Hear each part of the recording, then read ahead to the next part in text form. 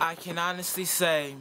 I remember where I was when that trepidatious day came and flamed the eyes of vulnerable people's pupils all across the world, but particularly in these so-called United States. I was 6 years old, in a white button-up and navy blue pants, our uniform in our elementary school. When Miss James, my first grade teacher, stripped us from our seats and moved us to the carpet, she rolled out a TV on the rolling stand from the small aisle where our coats hung and turned it to the news, where the news spoke of terror.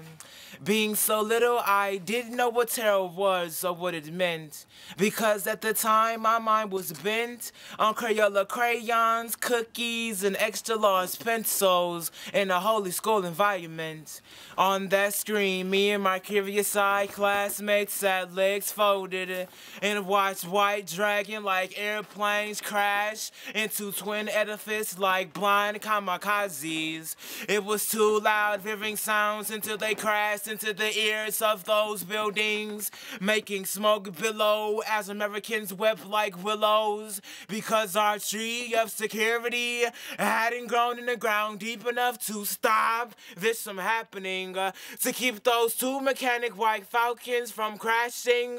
into the ears of those buildings, killing and cataclysmically destroying the ceilings of everyone's faces who watched, trying to block the catastrophe, leaving so many lost of words. Their words at the time were sickened into a land of oblivion, because their throats was in a knot so tight they choked after chanting fear on the streams of their own saliva. Their esophaguses had become equivalent to a boa constriction, if not stronger.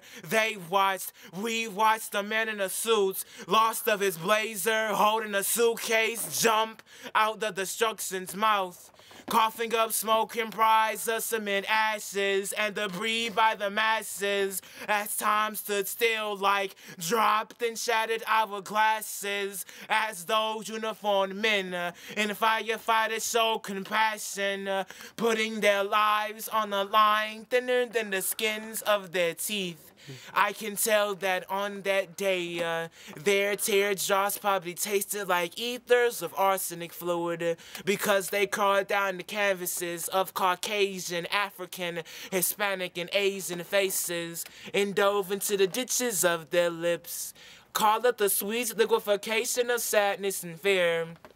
Call it the epiphany for rectification, as our country looked itself in the mirror and cried. But if those New Yorkers would have waited a second after the smoke cleared and the sirens stopped wailing, they would have been able to take a big apple bite out of the sight to see halos roll out the wreckage like lost hubcaps and transform into angels on ground zero.